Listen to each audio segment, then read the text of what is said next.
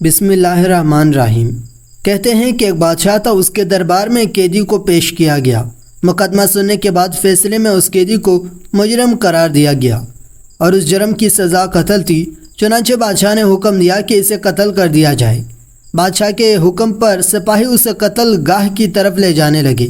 وہ شخص غصے سے بادشاہ کو برا بھلا کہنے لگا، کسی شخص کے لیے اس سے بڑی سزا کیا ہوگی کہ اسے قتل کر دیا جائے۔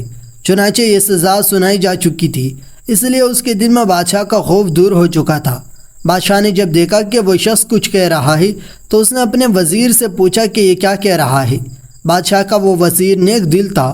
اس نے سوچا کہ اگر بادشاہ کو درست بات بتا دی گئی تو ہو سکتا ہے کہ بادشاہ غصے میں آ جائے اور اس کو قتل کروانے کے بجائے قید خانے میں ڈال کر اس پر ظلم و ستم ڈالنے لگے۔ یہ سوچ کر اس نے بادشاہ کو جواب دیا کہ حضور، یہ شخص کہہ رہا ہے کہ اللہ تعالیٰ ان لوگوں کو پسند کرتا ہے جو غصے کو ضبط کرتے ہیں اور لوگوں کے ساتھ بھلائی کرتے ہیں۔ بادشاہ یہ سن کر خوش ہوا اور اس نے شخص کو قتل کی سزا معاف کر کے اسے آزاد کرنے کا حکم دیا۔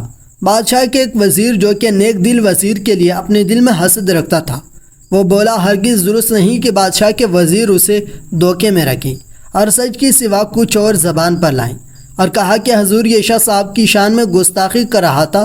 وزیر کی بات سن کر بادشاہ نے کہا، اے وزیر، تیرا یہ سچ جو تو نے بغض اور کینے کی وجہ سے بولا، اس سے تیرے بھائی کی غلط بیانی بہتر ہے جسے ایک شخص کی جان بچ گئی۔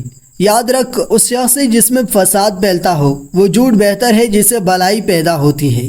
بادشاہ کی بات سن کر فسادی وزیر شرمندہ ہوا۔